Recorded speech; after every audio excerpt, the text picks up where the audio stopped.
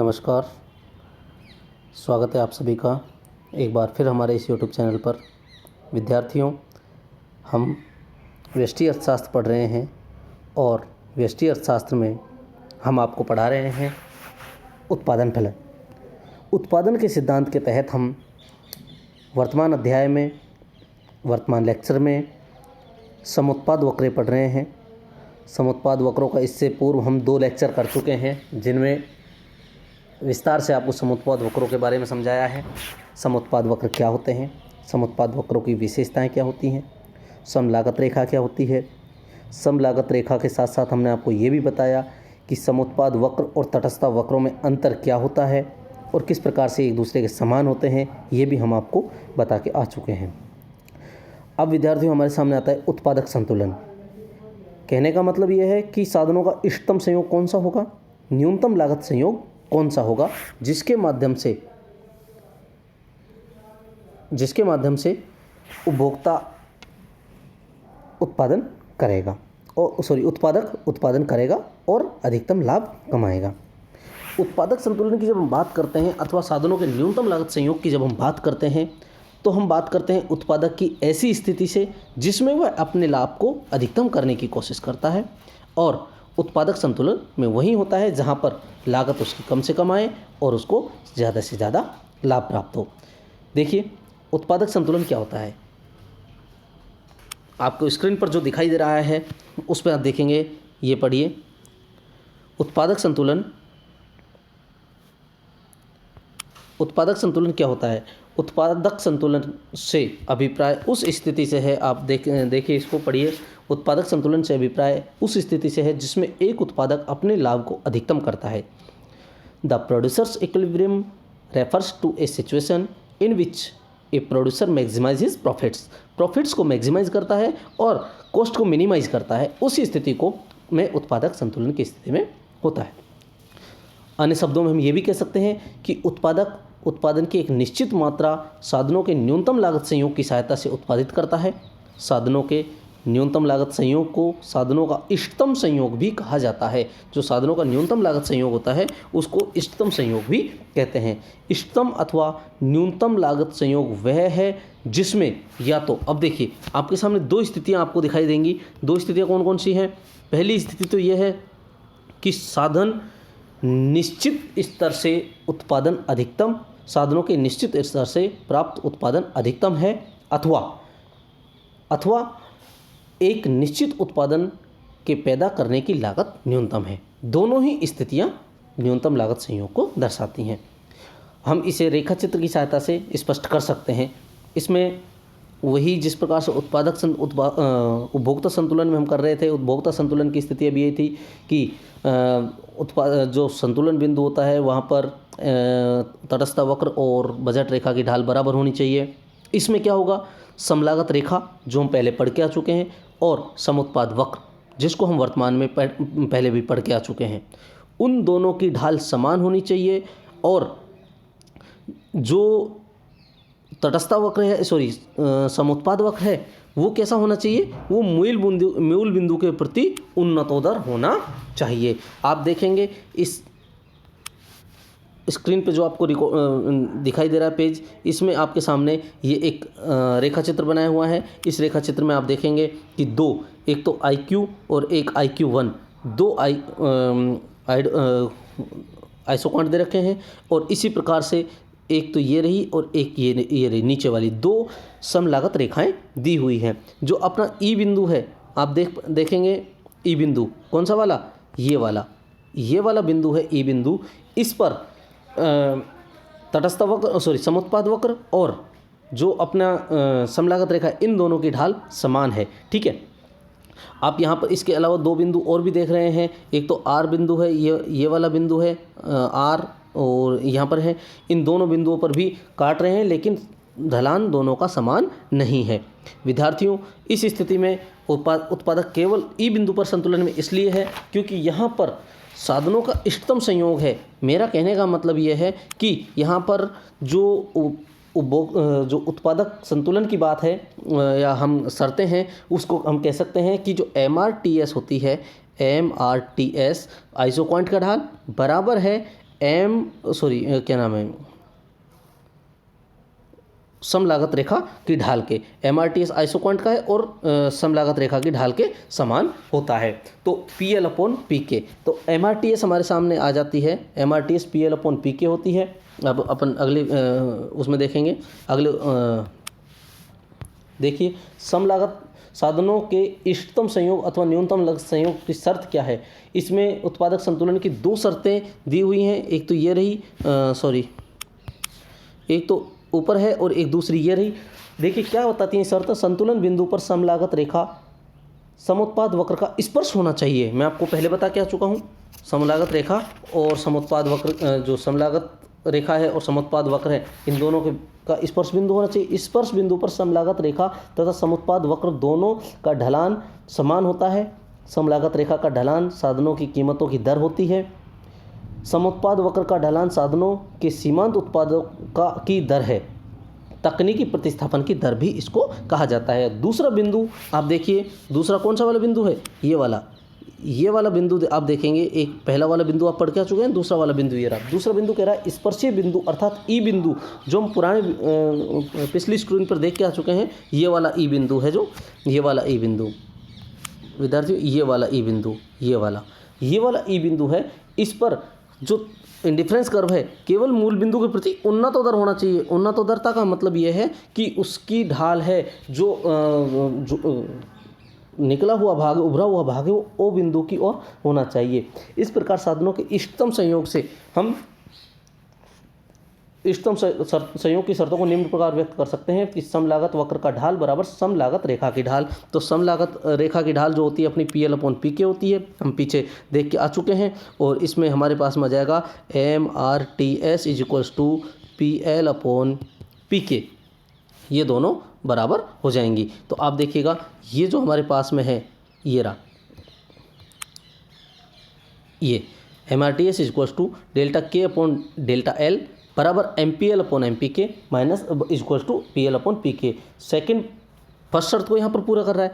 Second शर्त कहता है कि स्पर्श बिंदु पर उत्पाद जो समुत्पाद वक्र है वो ओ बिंदु की ओर उन्नतोदर होना चाहिए, अच्छा अर्थात अथवा MRTS L के गिरता हुआ होना चाहिए, डिक्रीसिंग होना चाहिए। तो वो भी हमारी शर्त पिछले इसमें देखेंगे वीडियो में, तो वो भी हमारे पास में पिछले पेज पर है। तो ये भी हमारी शर्त पूरी होती है।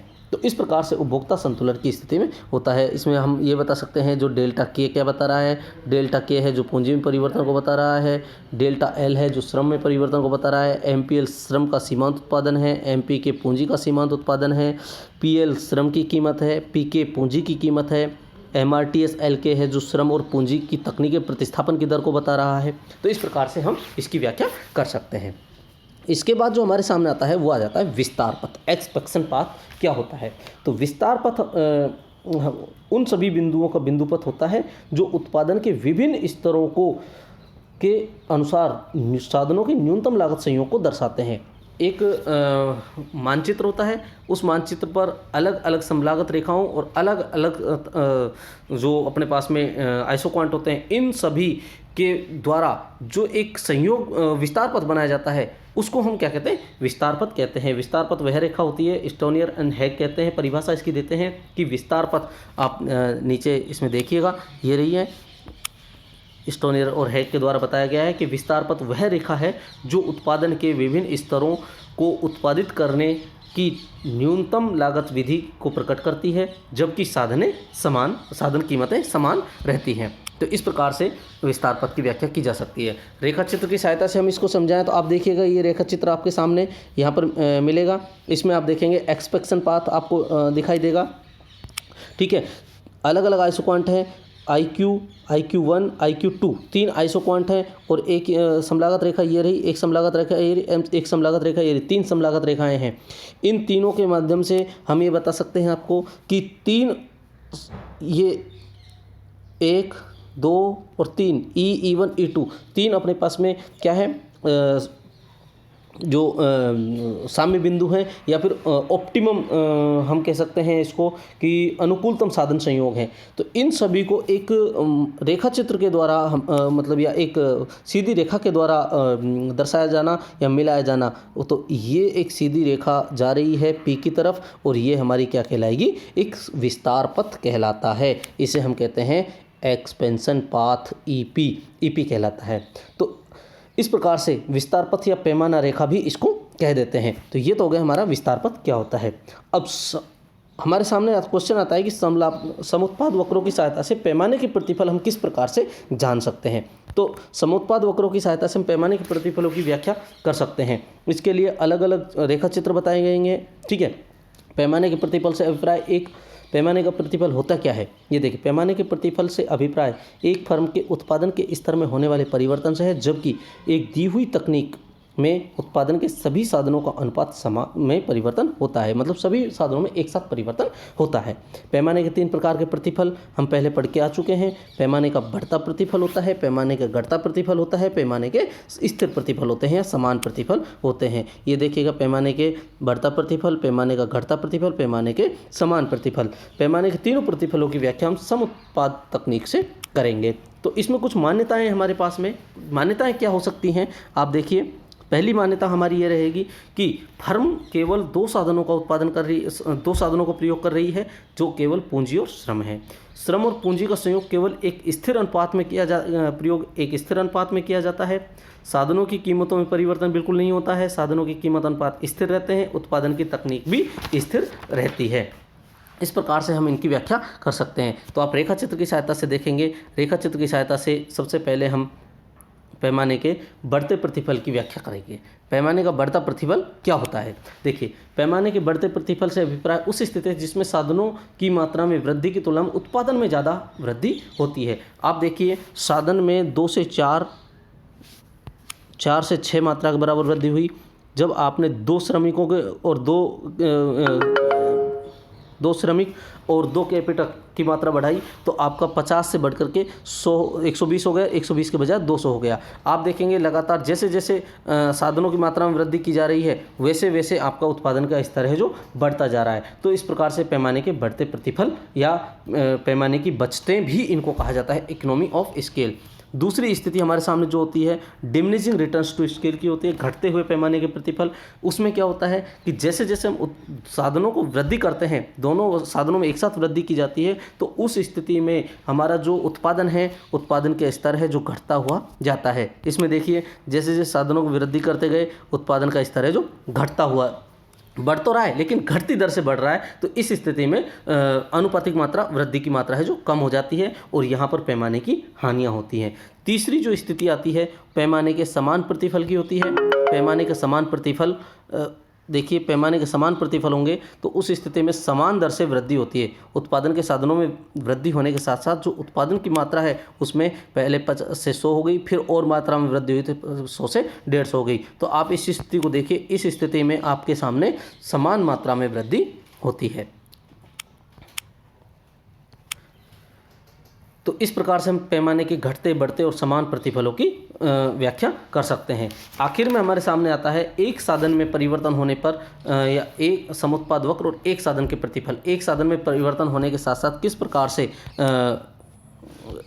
इनकी व्याख्या की समुत्पाद वक्र की सहायता से व्याख्या की जा सकती है। तो एक साधन के हमें बढ़ते प्रतिफल मिल सकते हैं, एक साधन के हमें घटते प्रतिफल मिल सकते हैं और एक साधन के हमें स्थिर प्रतिफल भी प्राप्त हो सकते हैं। एक साधन के बढ़ते प्रतिफल की व्याख्या हम कर रहे हैं। एक साधन के बढ़ते प्रतिफल से अभिप्राय है कि परिवर्तनशील साधन जैसे श्रम की अतिरिक्त इकाइयों का प्रयोग करने से कुल उत्पादन में वृद्धि बढ़ते अनुपात में होती है। कुल उत्पादन में जो वृद्धि है बढ़ते अनुपात में होगी। जैसे आप देख सकते हैं यहाँ पर केवल और केवल पूंजी की मात्रा, श्रम की मात्रा में वृद्धि करते जा रहे हैं और पूंजी की मात्रा स्थिर है। तो आप देखेंगे 100 से 200, 200 से 300, 300 से 400, ये आपके पास में ये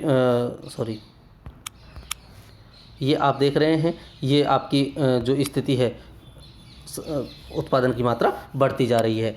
तो ये एक साधन का बढ़ता प्रतिफल की व्याख्या करता है। दूसरी तरफ हम चलते हैं, एक साधन के समान प्रतिफल घटते प्रतिफल, जब एक साधन के घटते प्रतिफल की हम व्याख्या करते हैं तो आप देखेंगे कि जैसे जैसे श्रम की मात्रा में वृद्धि करते जा रहे हैं वैसे वैसे हमारी जो उत्पादन की मात्रा है वो घटती जा रही है। 100 से 200 300 ये समान प्रतिफल में लगातार समान रहती है। और जब हम घटते प्रतिफल की व्याख्या करते हैं तो घटते प्रतिफल में ये घटता हुआ जाएगा। तो इस प्रकार से हम ये कह सकते